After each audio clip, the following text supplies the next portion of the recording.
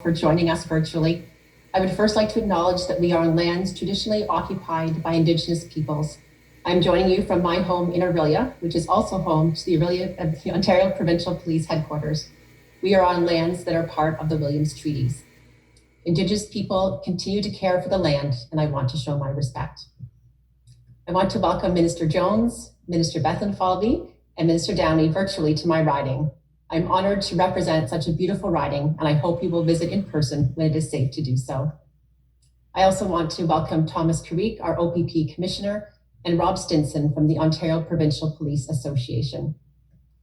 We have said it thousands of times, but it deserves to be said thousands more. Mental health is health.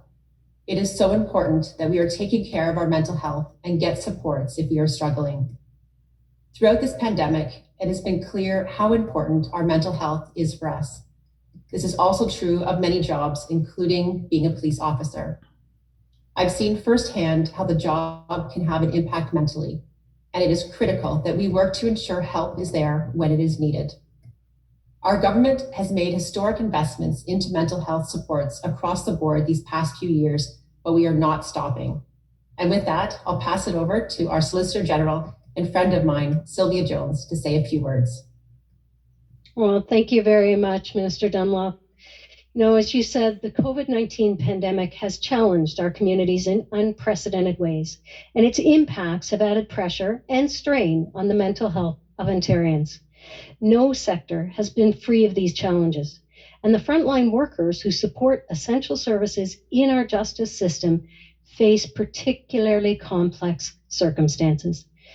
Ontario's police personnel are among those professionals who are often likely to be exposed to occupational stress situations. They often experience incidents that most of us will never have to face.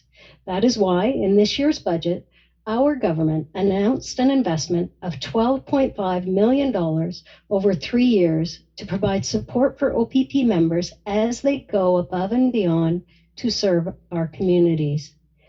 This new investment will fund approximately 20 additional mental health support staff and other resources to help enhance the OPP's Healthy Workplace initiative and address issues of mental health and occupational stress injuries among members, as well as provide timely and appropriate supports as needed. The services are available to all OPP members, uniformed and civilians alike, as well as retired and family members. Today's announcement also builds on other recent initiatives that aim to provide OPP personnel with the resources they need. This includes the hiring of 200 new frontline OPP officers to alleviate workplace pressures on other staff, a $2.6 million investment to hire new OPP psychologists and other mental health clinicians, as well as the creation of an integrated mental health support program launched in partnership with the Ontario Provincial Police Association. These steps provide a comprehensive approach designed to better care for the men and women who protect our communities. I want to thank the OPP and all of Ontario's police services for the tremendous contribution you are making during this difficult time each and every day to protect and keep us safe. Our police have been there at every step, standing shoulder to shoulder with community members and always ready to offer a helping hand. They are leaders in our community, and our government is determined to continue to ensure they can draw on the resources they need to serve and protect Ontarians while safeguarding their mental health and well-being. Thank you, merci, miigwech. And I'll turn it back over to you, Jill. Thank you, Minister Jones, for those comments, and I agree completely. I will now pass it over to our Minister of Finance and President of the Treasury Board, Peter Bessenfalde, to share a few words on this impact and speak about Budget 2021. Well, thank you, and good morning, everyone. It's great to join Mr. Jones and Mr. Dunlop, as well as Minister Downey, as was mentioned, OPP Commissioner Thomas Carrique, and the President of the OPP Association, Rob Stinson. So good morning to everyone. On March 24th, everyone knows I released Ontario's action plan, protecting people's health and our economy. And it really is the next step in our promise to protect the people's health and our economy as the pandemic continues to unfold. It is our plan to finish the job we started 1 year ago. And that's exactly what the 2021 budget does. Ce budget est notre plan pour terminer la tâche que nous avons entreprise il y a un an. C'est précisément ce que fait le budget. To reflect the true character of the Ontario people, their government must act with compassion. That's why protecting people's health is such an important focus of the budget. And it drives our commitment to mental health and addictions treatment and care.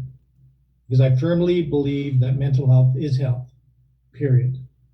This phrase is so simple, and yet it represents a monumental shift in our society's recognition that people with mental health and addiction challenges deserve access to the treatment and care they need. It has driven so many of our actions since taking office, including the Roadmap to Wellness, our $3.8 billion 10-year commitment to mental health and addictions funding, and the first Center of Excellence for Mental Health in the province's history. So we have a lot of work left to do. COVID-19 has only intensified the need for action to provide more care and better care for everyone who needs it. Nous avons encore du pain sur la planche. La COVID-19 n'a fait qu'intensifier la nécessité d'agir pour fournir plus de soins et des soins de meilleure qualité à toutes les personnes qui en ont besoin. And we're going to bring support directly to those who need it. That includes the brave men and women who put on the uniform every day. Because just as they look after us, our government will look after them. As Minister Jones announced, the 2021 budget is committing $12.5 million over 3 years to enhance the mental health services to our uniformed heroes, including OPP staff. We are also investing $8.4 million over 3 years to embed mental health workers in the Ontario Provincial Police Crisis Call Diversion Program that will offer immediate support to individuals facing mental health crises. Ontario's investments in mental health will also support first responders struggling with PTSD, post-traumatic stress disorder, and other mental health disorders, and help provide veterans who serve their country and their families with funding for the True Patriot Love Foundation. Our government will ensure we make every resource available to win our battle against the virus, and we have.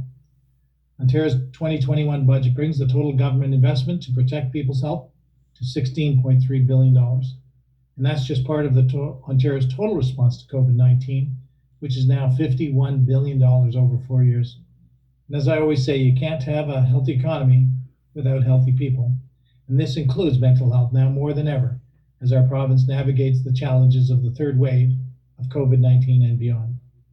Thank you to all our frontline heroes, doctors, nurses, healthcare workers, and the men and women of the OPP for doing your part to keep all of us safe. Well, we're not out of the woods yet, and I really believe hope is just around the corner. Tomorrow will be brighter. Thank you, and now I'll turn it back to Jill. Thank you, Minister Bessenfalde, and I echo that sentiment. I will now pass it over to Thomas Carrique, Commissioner for the OPP, to share how this investment will help our officers. Thank you, Minister Dunlop. Good morning. It's truly a pleasure to be here with you this morning alongside Sergeant Rob Stinson, the President and CEO of the Ontario Provincial Police Association. And on behalf of the Ontario Provincial Police, I would like to acknowledge the presence and recognize the support for policing from the Honourable Sylvia Jones, our very own Solicitor General, the Honourable Minister Bethlenfalvy, Minister of Finance and President of the Treasury Board, the Honourable Minister Jill Dunlop, Member of Provincial Parliament, Simcoe North, the Honourable Doug Downey, Attorney General, MPP for Barrie, Springwater, Oro-Medonte. And with us virtually, I'm very pleased to have my entire team, Deputy Commissioners and Provincial Commander, along with representatives from the Commissioned Officers Association and the Civilian Association of Managers and Specialists, along with our Healthy Workplace Team, all emphasizing the importance and the excitement around this announcement for the Ontario Provincial Police. Thank you for joining us for this incredibly important announcement as we continue to address the health and well-being of our members, retirees, and their families, especially during these extremely challenging and unprecedented times. The job of OPP officers and civilians always involve high risks and always involve extreme stress. We're not immune to the physical and mental health injuries that face many frontline workers. In July and in August of 2019, I traveled the entire province of Ontario, discussing the findings of the OPP mental health reviews and listening to what our members and their families had to say. We heard them, and we've taken their feedback very seriously, as has our provincial government, which accumulated in the OPP's Healthy Workplace Strategy and Action Plan for 2020 to 2022, and a number of mental health services enhancements. The Healthy Workplace Strategy provides an action plan to address the issues and recommendations identified with the ultimate goal of ensuring a safe, healthy work environment for all OPP employees. This funding and support for the province will ensure the OPP has sufficient resources to continue to complete and maintain the implementation of the recommendations from the independent review panel, the OPP's internal mental health reviews, and from the Ontario Chief Coroner's expert on police officer suicide deaths. And in collaboration with our partners, we will ensure that our members, their families, and retirees are supported in the best possible way so they can continue to serve our communities and this great province. Together, we're making important changes to sustain a healthy, inclusive, resilient, and high-performing workplace to enable the OPP to deliver on our vision of safe communities and a secure Ontario. Thank you. Merci. Miigwech.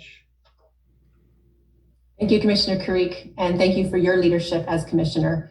I will now hand it over to Rob Stinson, President and CEO of the Ontario Provincial Police Association. Good morning.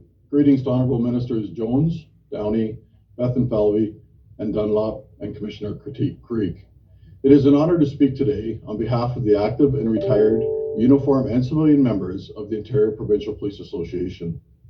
The OPP Association welcomes the funding for the OPP Healthy Workplace Team. This will further enhance available resources everywhere in Ontario for the health and well-being of our members and their families. There can never be enough support, and we thank the Ontario Government for their ongoing attention to promote a healthy workplace environment in the OPP. It is important to note that since 1989, 38 members of the Ontario Provincial Police have died by suicide. The number includes 37 uniform members and 1 civilian member. 24 were active members and 13 were retired. In addition, 110 uniform active members of the OPP have died in the line of duty, the latest in November 2020 with the death of Provincial Constable Mark Coving on Manitoulin Island. It is important that we acknowledge and remember the sacrifice and service of all our members, and keep the memory of those who lost their lives, their families, friends, and colleagues in our thoughts and decision-making processes to prevent further deaths every day.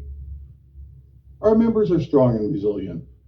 They are exposed to traumatic events on a daily basis, whether they are frontline police officers, dispatchers, call takers, or support staff. The more we can be proactive and match clinicians that are a good fit for our individual members in a timely manner in the areas they are working in, the more chance we have of our members being able to process their trauma and remain healthy. The province of Ontario is very large, and the areas our members find themselves working in are often underserviced in terms of mental health professionals.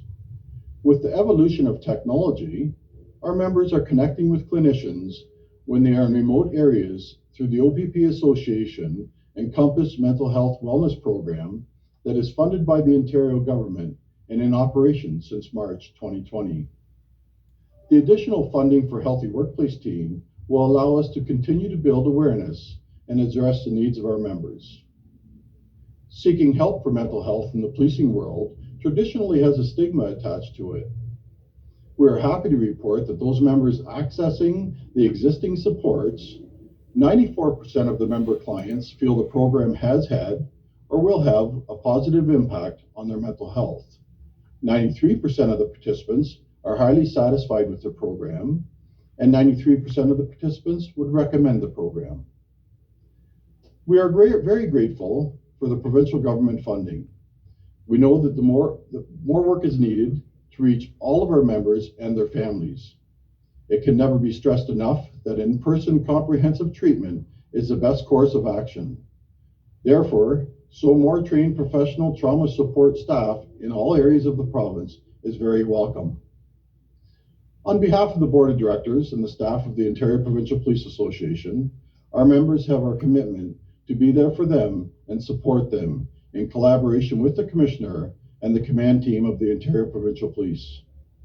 Thank you to all those working tirelessly to help our members and their families remain healthy in order to better protect our communities across Ontario. Thank you. Thank you, Rob, for those insightful words. I'm also optimistic this funding will have a positive impact on officers and their families. I'll now pass it over to our Attorney General and my riding neighbor, Doug Downey, to say a few words. Good morning, everyone. I'm very pleased to be joining you today to mark the OPP's Healthy Workplace Initiative. Every opportunity we get, every chance we get to talk about how we care for mental health is an important one. And as MPP for Barrie Springwater Ormondonte, as Minister Dunlop just mentioned, is right next door to her riding. There's so many dedicated men and women in this region, and they call this area home. And it's so important that this initiative has been funded and unrolled. As Attorney General, I know how important safeguarding the mental health of the OPP staff and their families across the province is to the overall strength and resilience of the justice sector. I really want to applaud, personally thank Solicitor General Jones and Minister Peter Bessenfalde for this investment that we're marking here today as part of the 2021 budget. And I count myself as very fortunate to be working with each of you to build a more accessible, connected, and resilient justice system that can respond to the unprecedented challenges of today and the future. Supporting mental health is at the top of that list of challenges, and it's a priority for our government. Earlier this year, we announced additional resources to strengthen mental health and addiction supports for victims of crime, frontline workers, Indigenous families, and youth involved in the justice system. Taken together, these investments in mental health supports help ensure that help is there when and where it is needed the most. Piece by piece, we're building a stronger justice system that will better serve and protect our communities. And that includes my work with Associate Minister Joe Dunlop to enhance supports and services for victims of crime. In closing, I would like to take a final moment to honor the heroism and unyielding commitment of the OPP and all of Ontario's police services each and every day. Thank you for always being there when your help is needed in our communities. Thank you. Merci. Miigwech. Thank you, Minister Downey. And I'd like to thank all of you for your words and putting those words into action with such a great investment into the health of our officers. And I'll now pass it back to Stephen Warner. Thank you, Minister Dunlop. I'll invite our media participants to now virtually raise your hand to indicate that you have a question. So to raise your hand, click on the participants button on the toolbar along the bottom of your screen. A side panel will appear and you can select raise hand from the bottom right corner of your screen. When I call upon you, you'll be prompted to unmute yourself. Simply click the unmute button. Again, it is one question and one follow-up. Given the nature of our Zoom presentation here, I will ask that media outlets indicate to whom you are asking your question so that the correct speaker knows to unmute. First off, we will go to Richard Southern. Please unmute, sir. Hi, good morning. This is for the Solicitor General. Minister, just want to ask you about the news of the day, if I could. I mean, we got schools closed in Peel Region, a number closed in Toronto. The Liberal Party today calling on the government to vaccinate all teachers during the scheduled week off next week. Is there a plan, Minister, to speed up vaccinations for education workers? So there is always a plan as we continue to get more vaccines from the federal government. As you know, on Saturday, we received a tranche of AstraZeneca. On Monday, we received a tranche of the Pfizer. And the ability to, as Dr. Dirk Heyer says, squeeze the accordion and move faster through the essential workers gives us that ability when we get the vaccines. So the short answer is yes. Follow up. Okay, I also want to ask the Minister of Finance, if I could, sir. I mean, we saw some, scenes over the long weekend of packed malls, a lot of people in stores like IKEA and so forth. ICU numbers have surpassed 500 today. Is there a plan, sir? Is the cabinet discussing any measures and I know retail's hurting, but is there any plan to further curtail retail, to close the malls, to try and get these numbers under control, Mr. Minister? Thanks, Richard. I'm not going to speculate on that. What we are saying to everybody is continue to follow the protocols. You can't get COVID if you're distanced and wearing a mask and isolating. So we ask people to continue to do that. The other thing is get a vaccine. Many parts of the country have opened up to lower age groups. Pharmacies have opened up in many parts of the province. And we've just gone to 700 pharmacies across the province. Open it up for 55 and above. So getting into the hot zones, getting into remote communities, we have mobile units set up. And so I encourage everybody to get vaccines, because the surest way we can open up safely is through getting everyone vaccinated. The next question is from Randy Toms at 93.1 The Border. Please go ahead. Yes, hello. Question to the OPP Commissioner. Could you speak a little bit more on the resources that this money will bring the OPP, and maybe how it will be expanded into Northern Ontario as well? Absolutely. Thank you, Randy. So currently we have 5 psychologists and a chief psychologist. With this funding, that will allow us to expand and have over 20 mental health care practitioners deployed across the province. We operationally break the province down into 6 deployment areas. And with the increased resources, it will ensure that we are able to get to every corner of this province to ensure our brave men and women have access to the much needed healthcare supports that they require to fulfill their responsibilities. So it will be distributed against psychologists, crisis workers, and what we call care navigators to assist officers and civilian members who are receiving treatment. Follow up? It was also mentioned, I guess, that this will also lead to more officers. That's right, Randy, if I may. It will allow the additional hiring, which we've previously announced, of 200 frontline officers, and specifically those officers will be deployed in the parts of our OPP districts that are either understaffed or could use additional augmentation. Thank you. Our next question comes from Nathan Taylor with Aurelia Matters. Please go ahead. Thank you. I believe this this one would be for Ms. Jones. In the news release states that the program's enhancements will also allow the OPP to provide consultation and support to its Indigenous and municipal police partners. Can you provide specifics about how Indigenous police forces will benefit from this program? Absolutely. So one of the things we wanted to do with this investment was to ensure that smaller forces that were either Indigenous-led or municipally led would have access when they needed it for their own members. So embedded within the program is the ability for an Indigenous police force or a small municipal force to reach out and connect with OPP and allow their members and staff to have the same access. Follow up. Thank you. This one, I believe, would be for the Commissioner.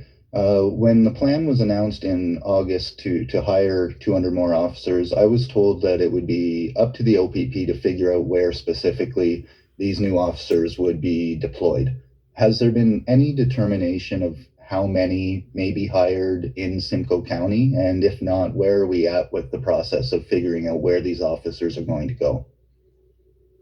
Thanks, Nathan, and we can certainly follow up on the question specific to Simcoe County. As you can appreciate, there's 6,000 frontline police officers deployed across 163 detachments and 1 million square kilometers. So I'd be more than happy to provide you with some specific detail following this call. And we have been assigning recruit classes of anywhere from 106 to 135 provincial constables since the announcement. And as the Solicitor General indicated, they are being assigned based on operational priorities. Where is the critical need for the officers at the points in time for which they are available to be assigned to a detachment and deployed into community. And we're starting to see a significant improvement in officer coverage as a result of the investments of the provincial government. At At this time, there are no further questions. I'll wish everybody a great day. Thank you. Stay safe, everyone.